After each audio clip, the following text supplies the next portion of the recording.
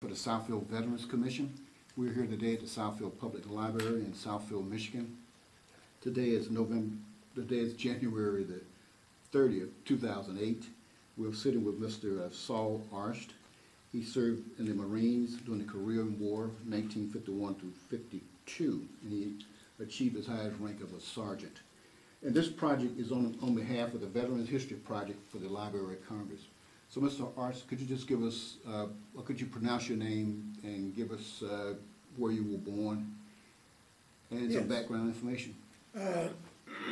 Saul P. Arsht, and I served until 53. Okay. 51 to 53. Mm-hmm. I was born in Hillsboro, Illinois. Grew up in nearby town of Litchfield, Illinois, until I was about 16 years old. Okay. When I moved to Detroit. Okay, all right. Did you have any siblings that were in the service? No, I didn't have any siblings in the service, no. Okay. What was your parents' occupation? My father was a merchant and a metal dealer. Okay. And my mother was a homemaker, Okay. as most mothers were at that time. Right. Okay. What were you doing before? Were you drafted or enlisted? I was drafted. Okay. When I turned 18 in November of 1945, Okay. I had just started at Wayne State University. Okay. And I went down for my physical. The Second World War II had ended in August. Right. So the war was over, but this draft was still in effect. And I was classified 1A, passed my physical, Right. and the doctor looked me up and down and said, I think I weighed about 117 pounds. He says, I'm going to give you 6 months deferment to fatten up. Oh, okay. Well, at the end of 6 months, the draft had ended. They no longer required it. So the draft had ended, and I was finished. I graduated from Wayne in January of 1950. Okay. And worked for a while. Then I went back to school for a year. Then I was called up again in December of 1951. Okay. And after we were sworn in, they told everyone there, congratulations, you're all in the Marine Corps. I thought it was a joke. I thought it was a cruel joke. Right. Apparently, everyone who was drafted from Wayne County in November 1951 went into the Marine Corps. Wow. The Marines had suffered quite a few losses in Korea, and they also had been authorized to increase their numbers. So then we all were in, as I found out, we all were in the Marine Corps.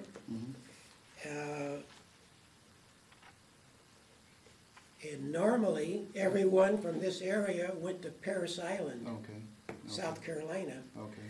But apparently they were crowded. We went instead to the Marine Corps Recruit Depot, which was the boot camp at San Diego, California. Okay.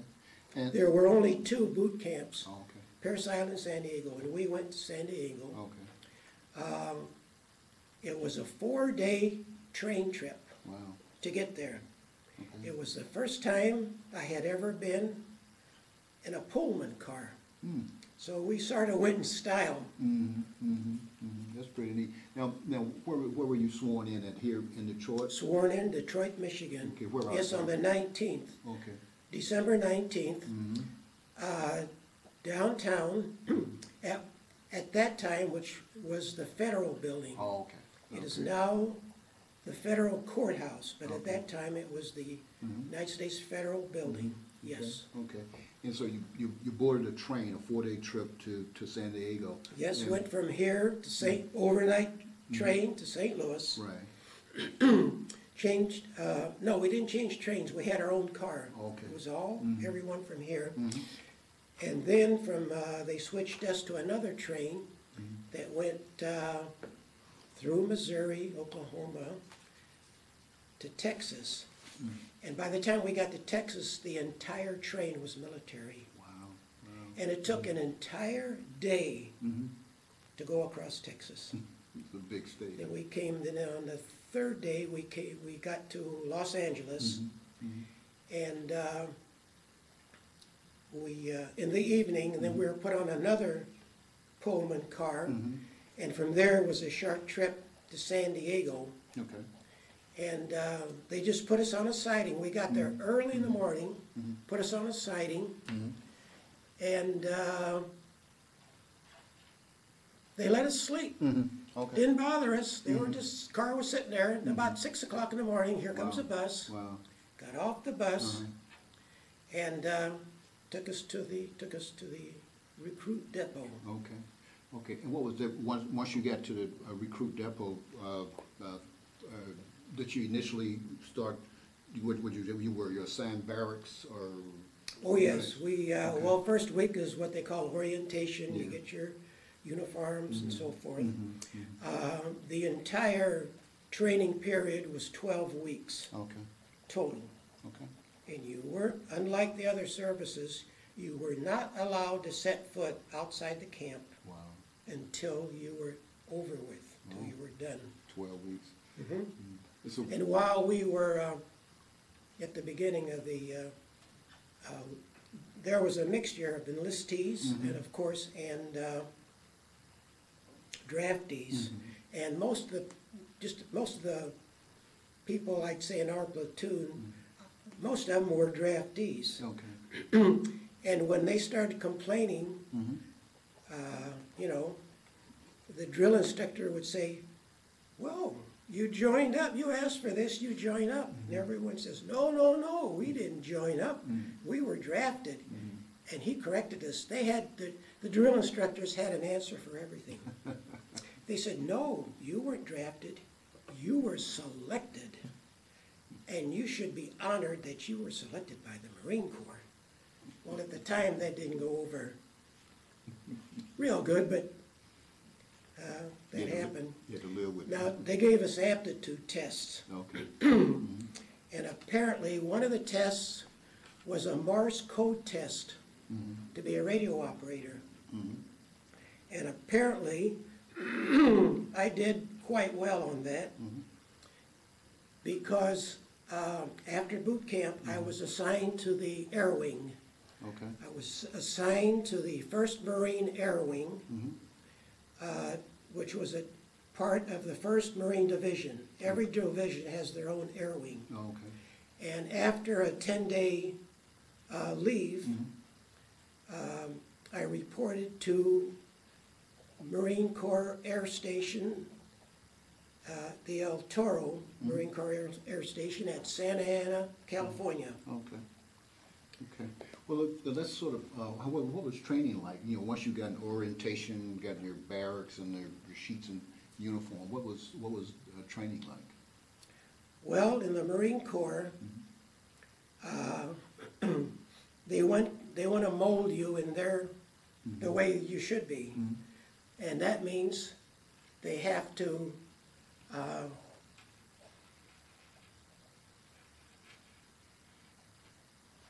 I'm trying to find the right description. Well, say it They in English. have, no, Okay. they have to, in a way, destroy you as an individual. There's no individuals allowed. You're part of the team. So to be part of the team, first, you're no longer an individual. And after that, you're part of the team. Oh, okay. And that's Okay. part of the Okay. Marine Corps training, which, didn't really go over that good at first. It was rigorous. Right, right. And, What was a typical day like initially? What was it? well, they get you up at 5:36. And you're pretty well busy the entire day, training and so forth. And then you have your rifle training. We went to, San Diego was hemmed in by the city, so we had to go to a separate Camp Matthews, which was a few miles outside of the city, to the rifle range. And we went and stayed there for 3 weeks. And we were in tents during that time at the rifle range. We came back and a lot of drilling. And in the Marine Corps, which I was going to I'll mention that now.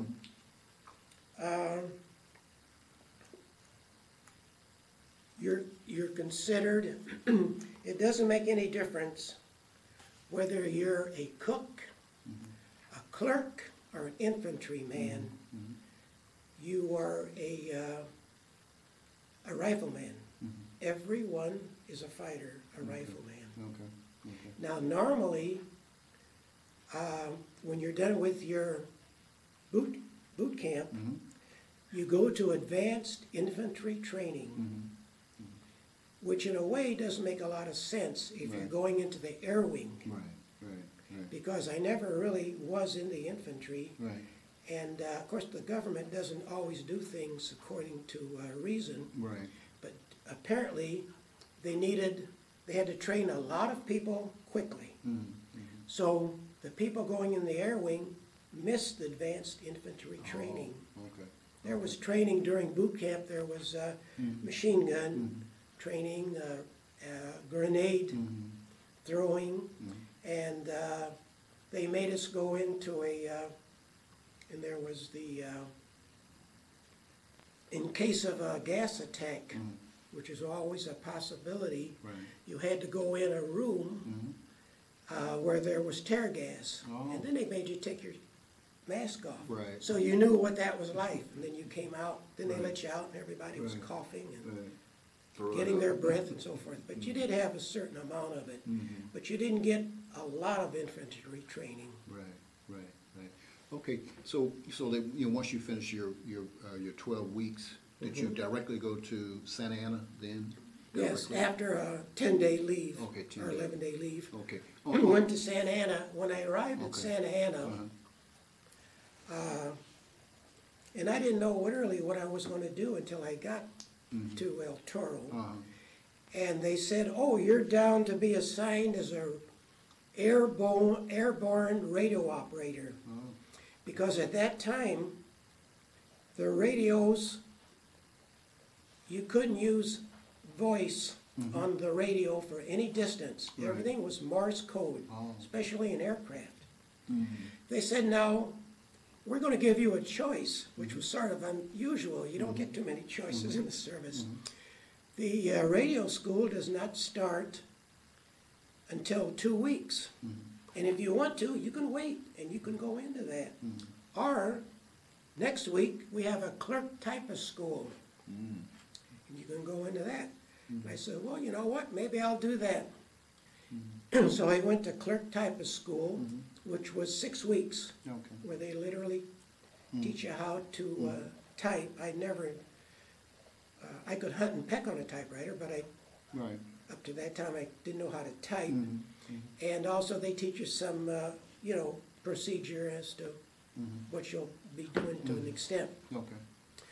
Then after the clerk typist school, I was assigned to a squadron that had, it was a transport squadron. It was Marine Air Group 25, and I think it was Squadron 235, I believe. They had the flying boxcars. The Marines, all their aircraft, the Marine Aircraft Wing was part of the U.S. Navy Bureau of Aeronautics. And they gave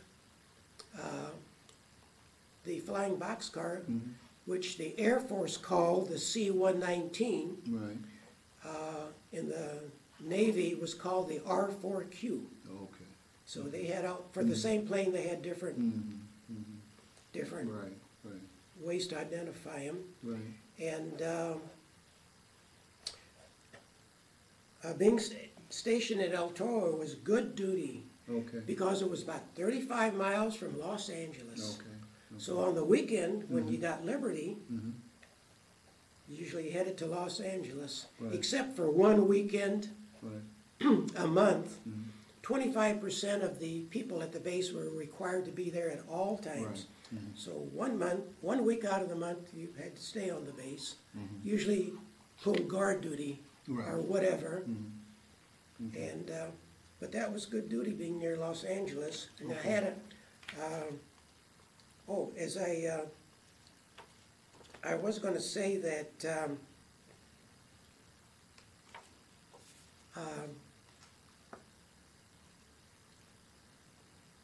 I consider myself to have had a ordinary and uneventful life, Okay. but I had some interesting experiences. Okay.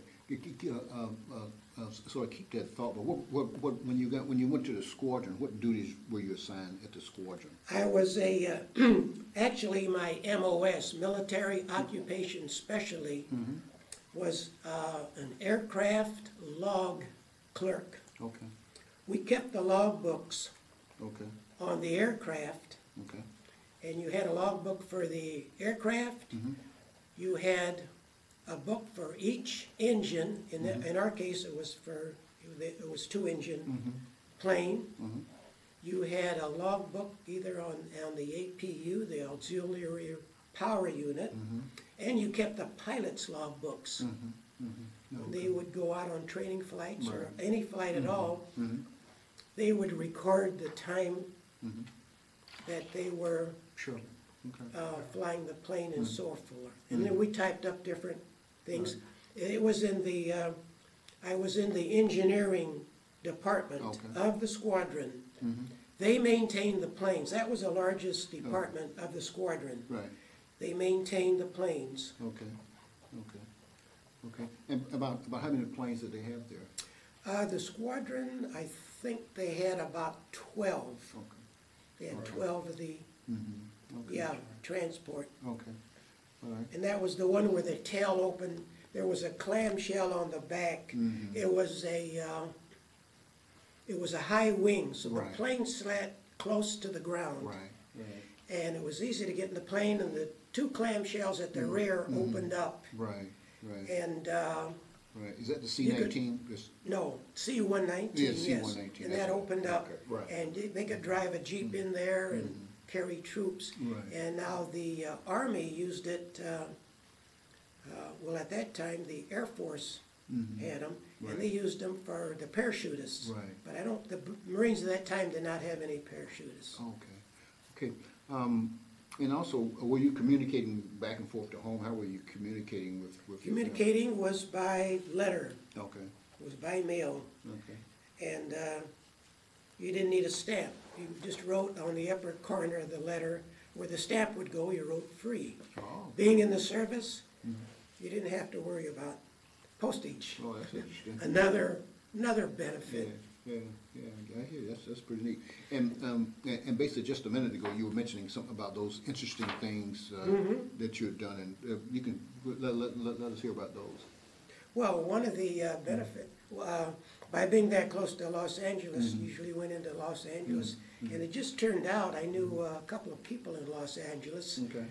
One of my old neighbors from my old hometown had moved there, and also my brother-in-law's parents lived there. So I sort of had like a place to stay even when I went in there. And I was able to tour. At that time, there were no there were no public tours of the movie studios. Oh, okay. The only way you got to a movie studio, you either had to work there or you had to know somebody. Oh, okay. But in this case, I think once a month or whenever, if you went down to the Hollywood USO, they would if it was available, they would take you on a tour, a private tour of the movie studios. And I had the opportunity, I was sort of interested in movies, and I was able to go through the MGM and 20th Century Studios, which were two of the largest ones. And that was really something I probably would have never experienced if I hadn't been in that position. Yeah. How old would you have been right at that time? 21, 22? I was an old timer since, first of all, when I got out of, when I graduated college, I was 22, and I went another year to school. When I went in, I was 24. Okay. I was sort of the old man in my group. I didn't look old. I mean, I always was sort of youthful looking, but I was one of the oldest ones there. Yeah. So that's interesting. You got a chance to see the studios back in those days. And, Yes. that's And enjoyed the California beaches. Oh, and I also was in an earthquake. Oh, that's interesting. In 1952, they had a fairly serious earthquake in a place called Tehachapi, and which was quite a way away, maybe 100 miles or so. But at night, we were in our barracks late at night, early in the morning, and we had metal lockers where we kept, you know, our clothes and so forth. And I think what woke me up was the bed started shaking a little bit, and those metal lockers started banging against each other, making a racket. And then after a while, everybody was sleeping. Everybody sort of went back to sleep. But then when in the morning, they looked at the headlines in the paper, earthquake. Wow. And slept through it, huh? Yes, Yeah. yes. Well, And also, I was able to, I made a couple trips to, just on the other side of San Diego was Tijuana, Mexico. And I was able to take in a live bullfight. Wow. Yeah, those are pretty gory. I can imagine. Yes, but they were very popular. That was like the Super Bowl in Mexico. Wow. Bullfights were big down there, and I said, I've got to take. And you know, I used to see them on the in the movies, but the movies don't show you everything. Right. They're edited. But I had an opportunity. Went down there. I took some pictures, and I actually still have them. Wow. Of the bullfight in Mexico. Wow. That's pretty interesting. Yes. Yeah, that's pretty interesting. Okay. Did you form any friendships there while you were at at the squadron and also in Keller? Friendships that. Oh, sure. Now in our office, it was a very small office. We had our two COs who were both pilots. They ran the department, and then there was Master Sergeant, who was the non-com, and then they had a leading chief. Now, leading chief is a Navy term. That was, he was a sergeant too, but the actual enlisted men, there were just 4 of us. Okay. And I also met someone who lived in Los Angeles. And this was unusual. Usually you live on one part of the country and you're sent to the other side. Right. And he lived in Los Angeles, and he was drafted and ended up there at El Toro. Wow.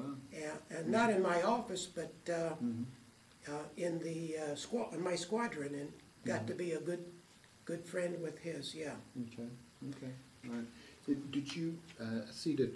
Did you go overseas? Did you actually go to Korea? Yes, I did. Okay. And how did you get there? Let's just sort of tell us about that. Well, in November of 1952, I was assigned to go to Korea. And the way I put it, I took a 13-day sea cruise, courtesy of Uncle Sam. Wow. We left from San Diego, and it's a good thing I didn't have sea duty, because I think I was seasick almost every day I never had motion sickness. I'd been on small boats. Some people get sick riding on a bus, streetcar, train. I had never had any motion sickness.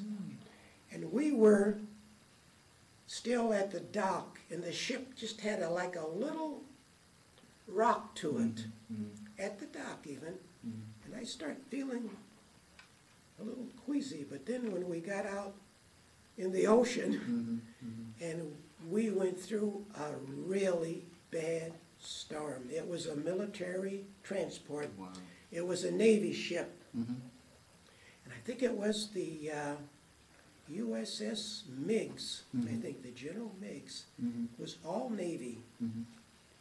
It was a Navy ship, Right. but it was all Army and Marine Corps troops Okay. on their way to Korea. Okay. And we went through this storm, and I mean, it was bad. That ship would go, the waves must have been 25, 30 feet. I didn't even venture out on deck even. And it lasted quite a while. The ship would go all the way up, and then it would come down and just, it was like it was hitting something solid. It would come down and hit the bottom. And you thought, how could this stay together? This thing's going to break apart. And I was 3 decks down, I believe. Wow. And the bunks were 3 stacked, 3 high. The man in the top bunk, I think I was lucky, I had the bottom bunk. The man at the top bunk had like a foot between him and the top of the deck. But we were sort of at home on a ship, being in the Marine Corps, because all the terms in the Marines were really part of the Navy, actually. Right. And the floor was the deck. The wall was a bulkhead. The stairway was a ladder. The latrine was the head. And you had sick bay, the hospital or whatever was sick bay. So we were familiar with all the terms. Right. Poor Army guys, you know, well, let's go upstairs, you know. And everybody says, oh, they're a landlubber. They they don't know their way about a ship. Sure, I got you. Yeah. So you took you 13 days to get there, and where did you? We landed at Yokohama, Japan, which okay. was in the Tokyo area. Yokohama is the port of Tokyo. There wasn't much left of Yokohama after we got done with it, I'll tell you that. There wasn't much left of all the main cities in Japan. Okay. And the people in the air wing got off the ship. The people in the infantry, they stayed on the ship. And the next day, they sailed directly to Korea, and they landed at Incheon, which was the port for Seoul. We got off the ship. They took us to a train station. And we took an overnight train to Itami. Itami, Japan, which was near Osaka. It was an overnight trip. And we went to it was basically an Air Force base, but the Marines had part of it. Sure. That was their rear headquarters and supply. And we turned in all our duffel bags, and all we kept, we turned in our dress uniforms, and they said, you're not going to need these where you're going. And we just kept our dungarees, utility, and work uniforms and such. Did you have weapons? No, we didn't have any weapon until we actually got to Korea. And then we were there a day or two, and then we boarded planes, and they flew us to a Marine Corps air base or station called the name of it, nomenclature, was K6. All the air and marine bases in Korea were numbered from K1 through whatever. And the Air Force were much larger than the Marines. And they had about 12 air bases. Marines had 3. And we went to K6, which was about 30 miles south of Seoul. Okay. Okay. All right. And we were issued, we never used them or needed them, but we were issued a weapon, Right, right. so many rounds of ammo, Mm-hmm. and we lived, we had it pretty good there, I'll have to admit. Okay. We lived in Quonset huts, Okay. just like we were at boot camp, we were in Quonset huts. Mhm. And it was basically, it was 7 days a week, it was 24/7. Okay. There were no weekends and no Sundays. Okay. Okay. And we took care of the planes and so forth. Okay. Okay. So you were still doing the same thing you were doing at Yes, Santa Ana? we were the squadron we were in. I don't recall the exact number of it. Okay. The squadron we were in Mhm. had well, at that base they had a number of different planes. Mhm. We had the F-4U Mhm. Corsairs, Yeah. Yeah. which was a Navy and Marine plane. Okay. It was a fighter plane, but it was basically, in Korea, it was close air ground support. Mhm. The Marines initiated the close air ground support during World War II, Oh. and they did low-level bombing and strafing in support of the ground troops. Right. Right. They also had the AD, Mhm. which was a single-engine plane, Mhm. propeller plane, Mhm. that came out right at the end of World War II. Mhm. And I don't believe it saw any action in World War II. It came out at the end, but it Okay. saw action Right. during Korea. Oh, okay. And then they had the one of the early jets, Mhm. the F-9F Panther jet. Oh, okay. Okay. All right. And this was at Air Station K6? Yes, Okay. yes. And they also had, for the first time Mhm. during hostilities or combat, they had helicopters. Oh, okay. They had two sizes of helicopters. They had one was like a four-person. Mhm.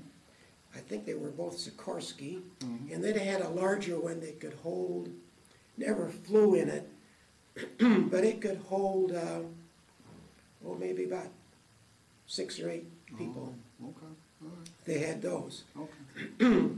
Those are the ones you saw in MASH. Oh, okay. All right. Yeah, I know what you're talking about. And people would, when MASH became popular, Mhm. people would said, was it really like that in Korea? And I said, well, some of it was, the background, but it wasn't exactly like that. Right, right. Right, so were you there during the winter months? Yes, I got there in the 1st of January, Okay. 1952. Right. And Korea was hot in the summer Mhm. and cold in the winter, especially in the mountains. We were down near the coast, but it was cold. And when we had to pull guard duty on the flight line, we were issued parkas, fur-lined parkas. You needed them too, right? You did, yes, you did need them, Right. yes. We were, if we wanted to, we could go to Seoul, Mhm. maybe on a day off. Mhm. But there were no paved roads in Seoul at that time. Mhm. It was an hour trip Okay. in the back of a truck. Wow. And that road was like, was what they would call a washboard road. Mhm. It would like, you were bumping and shaking all the way. Mhm. And there wasn't much to see in Seoul. Mhm. Right. Seoul had changed hands, I believe, 4 times. Wow. And there wasn't too much left of it. It was in ruins. Wow. Wow. So that was your recreation theoretically. Well, yeah, I guess it was sort of change of Phase. scenery, but because of the length of the trip going there and there wasn't too much there, Right. I think I only went there a couple of times. Oh, okay. But being in the air wing, another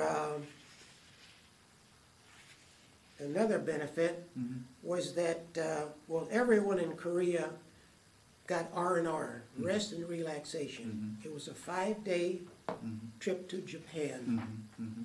And I guess they had the logistics or they had the planes. Mhm. Well, everyone was flown to Japan on Mhm. R&R. Right. But since we had our own planes, Mhm.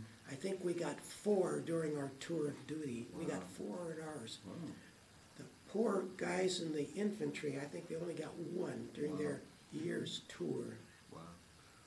I guess there were some benefits of being the air wing. Yes, Yeah. yes. Yeah. Yeah. Okay. So, you, basically in doing your regular duties, and then you get to pull like some guard duty every once in a while. Once in a while, mess duty Mess at duty the once mess in a while. hall. So just the normal routine Yes, things, right? Okay. yes. Right. And speaking and also in regard to the planes, Mm-hmm. now we also had movies there, believe it or not. We had movies almost every Okay. night. Okay. Sometimes we had to suffer through the same movie, maybe a couple of nights in a row. Mm-hmm. Our planes had cameras in them, some of them. Mm-hmm. Mm-hmm. And when we go to the movies, they would say, well, here's during your duties and your work, Mm-hmm. here's what you're contributing to. They showed movies of the planes bombing and Oh. strafing Wow, okay.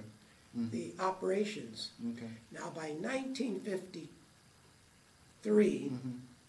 let's see, got there in 53, January 53. Mhm. By 53, it was a stalemate Oh, okay. along the 38th parallel. Wow, wow.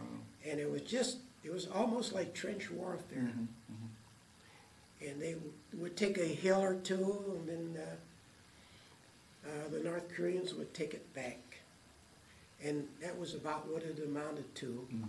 But they would show us what our planes were doing Right, there. right. They would show the movies, you know, sort of like a newsreel. Wow. Now, the Air Force, the Air Force had most of the glory Mhm. because they had the F-86 Sabre jet, Mhm, mhm. and they took on the MiGs. Oh, okay. And some of those MiG pilots were Russian pilots Mhm. from Russia. Mhm. And they had the numbers and that. But we had one small experience. Right. The North Koreans had these small 2-wing biplanes, Mhm. and they were able to evade. They would come out at night, Mhm. and they would fly down the valleys. Mhm. Most of Korea is very mountainous, Right. evading radar. Mhm. And I guess they couldn't carry many bombs. They were more of a nuisance than anything else. Mhm. And since they came out at night, Mhm. they were called Bed Check Charlie.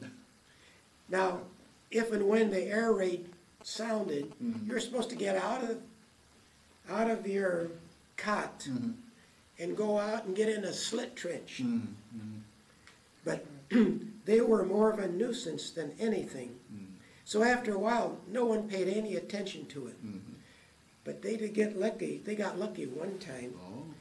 They bombed a fuel dump, one of the main fuel dumps at Incheon.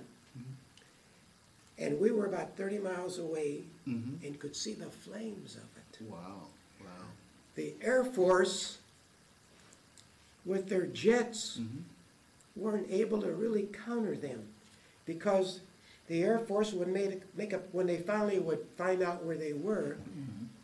they would make a pass at them. Mhm. And just before the jet got to them, you know, a little prop slow biplane, Mhm. they would make a sharp turn. They could turn on a dime. Wow. Wow. And the Air Force jet would fly by them, and by the time they would come around, I don't know how many miles it would take them to make a U-turn, Mhm. they were gone. Right. Yeah. So then what they did, they called in, the Navy had carriers off the coast of Korea, and they also had planes, combat planes. Mhm. They had an F-4U Corsair, Mhm. late model, Mhm. and it had the earliest radar Wow. on the plane. It was called an all-weather plane, Mhm. and it could fly at night, Mhm. bad weather or anything. Mhm. A Navy pilot shot down 5 of those biplanes, and that pretty well took care of them. Oh, okay. All right. And that was their time of glory, the Navy. And they had a big ceremony at our base. They awarded the pilot, Admiral came out and awarded the pilot a medal. Wow. And even the Look magazine photographers were there. And they got their 15 minutes or whatever, day of glory. So that happened there too. Oh, great. On one of my, on one our R&Rs, we flew into Itami, and which was close to Osaka. But the Japanese had excellent trains, and they had those trains up and running by then. Oh, there was a lot of damage, and it was pretty close to Osaka, which was a big city, and also Kyoto, which was about an hour away. Kyoto was never bombed. They decided to spare it. I forget what general, Air Force general maybe, Rosie O'Donnell. decided to spare Kyoto. Kyoto was the original capital of Japan before Tokyo. And it had buildings there that were 1,000 years old. Wow. So they did spare Kyoto, and it really was some interesting sightseeing. Wow. Tremendous. Something I would have never been able to see or experience. Right. And then on one of our other R&Rs, and it turned out my buddy from L.A. Or from El Toro and L.A. He ended up at K6 too. Wow. And it was about a month or two later, and I'm on the chow line in the mess hall, you know, dishing out. And here he comes down the line with his tray. I says, oh, you got lucky. You got another free cruise too. So we decided we're going to go to Tokyo. Now the Air Force had what they called a courier plane. Air Force, of course, the Army had bases, Air Force, Navy, and there was a courier plane that would basically deliver mail. And as long as you were in uniform, and as long as there was space on the plane, you had a right to get on that plane. Wow. We got on the courier plane, flew to Tokyo, and we got off the plane, and I'm looking at a plane over there, and I says, oh my gosh, it was a de Havilland Comet jet. That was the first commercial passenger jet, which was that was built by the British, de Havilland Company. And it was years before. Our jets didn't come out until '56, I believe. And they used those on their flights their long-distance flights to Japan and Australia. And we walked up to the plane, and there was really nobody there, nobody around, just to show you the difference in security. Of course, we were in uniform, and it's quite a small plane, and we climbed up, got inside the plane, and there was somebody in the cockpit doing something, and he looked up at us and saw we were in uniform, didn't pay any attention to us, and went back to what he was doing. Well, the Comet didn't last too long. They lost 4 of them. They literally blew up at high altitude, and they just grounded and discontinued the program.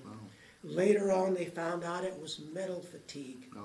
You know, all high altitude planes are pressurized, and they literally blew up. So for a while, there was no jet travel until about 1956, when the Boeing 707 came out. So that was another interesting experience.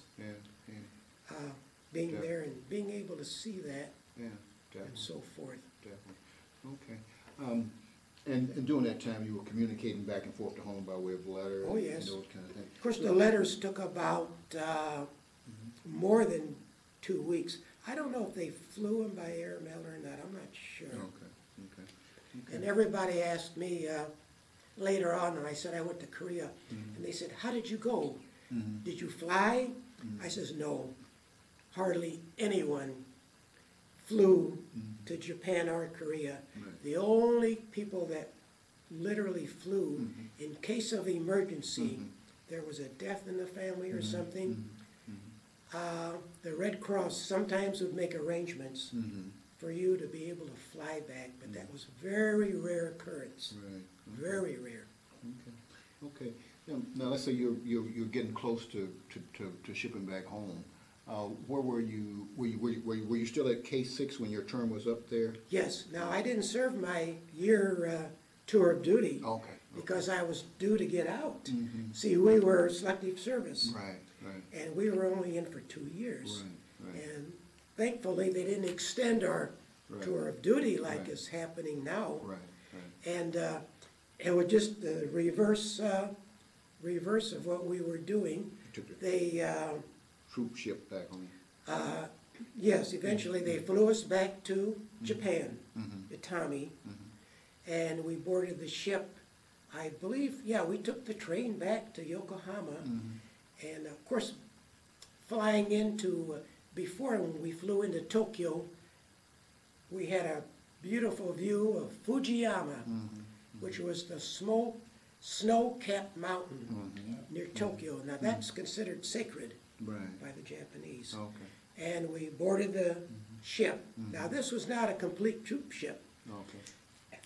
This ship was, it wasn't a Navy ship. It was run by Navy personnel, but it was just a regular transport. And besides troops, they were taking dependents back. A lot of the troops that were stationed, say, in Japan, for any length of time could bring their dependents there. And there were their wives and children.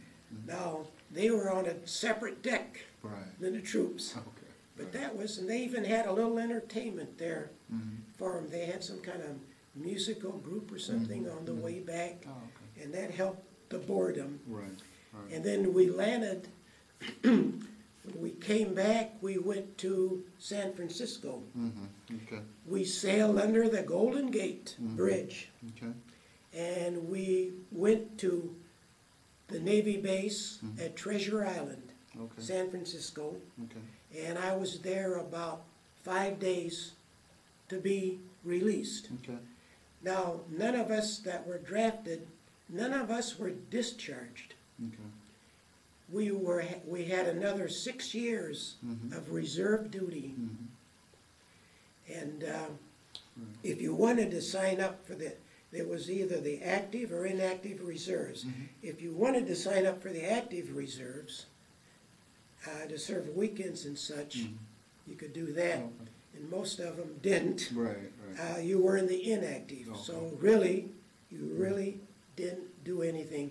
In that period, I was called up for a physical exam to make sure, I guess, that I was still available and in condition. Sure. But we served until 1957, Okay. which was an additional 51.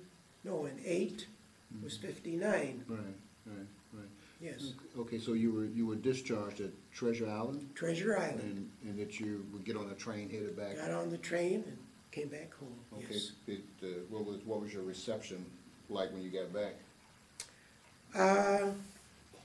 It was, people didn't pay too much attention to you. Okay. Korea is known as the Forgotten War. Oh, okay. It wasn't as large as the big war, World War II, and it didn't have it wasn't all over the world. Right. People were weary of war, and it started 5 years after the World War II, and really didn't pay a lot of attention to, although there was a draft, didn't really pay that much attention to it. And although they did respect the troops in that regard. The troops did have their support, respected them and so forth.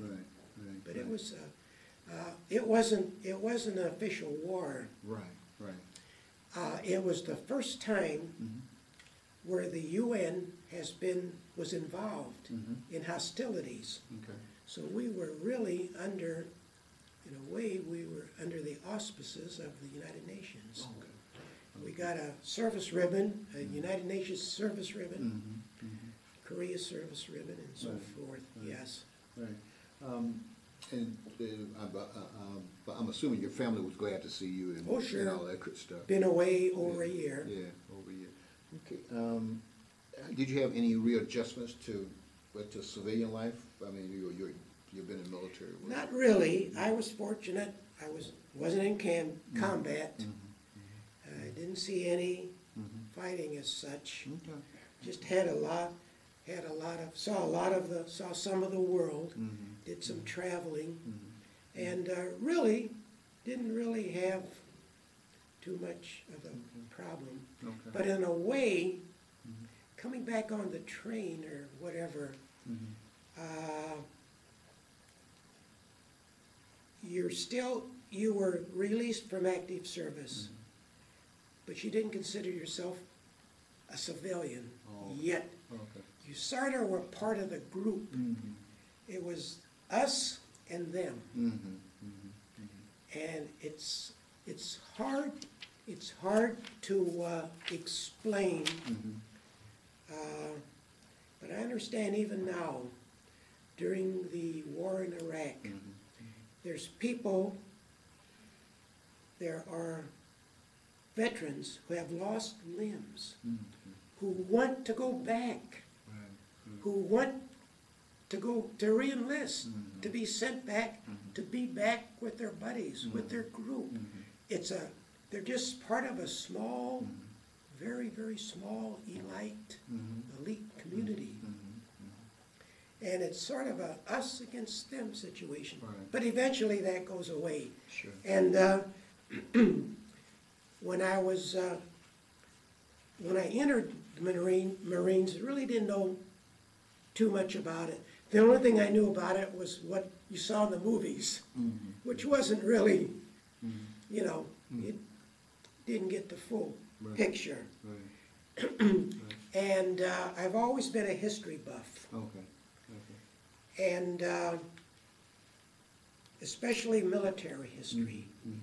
And it seems like recently, in the last couple of years, I have become more interested in military history, in the services, especially the Marines. Right. And I probably know more about the Marines now than even when I served in it. Sure. Yeah. And they're considered the best trained, the best equipped, and the most disciplined branch of the service. And everyone is considered a rifleman.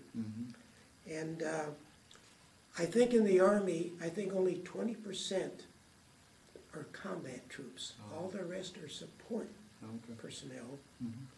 And I'm proud to have had the opportunity to have served in the Marines. And they have also, because of their good training equipment, they also have developed, I guess what you would call a warrior mentality. Right. Okay. In closing slightly, were there any life lessons that you might have learned from your military service? Well, in your next to the last week of boot camp, you go on mess duty the entire time. They get you up so you're able to serve breakfast to everyone else. They get you up at about 5 o'clock in the morning, and then you have to clean everything up. And then you get maybe an hour off. Then you go back for dinner, and you do that. And then you're done with that, maybe you get a few minutes off, or some time, and you go back for supper. Then that's not over until maybe you're not done with that for till about 7 o'clock or later. And you say to yourself, gee, this is sort of inhumane. And then you realize they're teaching you, you can do more than you think you can. Oh, okay, all right. That there's a purpose to everything. They have that down pat, and you feel Right. that you can do more than you think you can. Okay. So that was one of the things you learned pretty much right off the bat.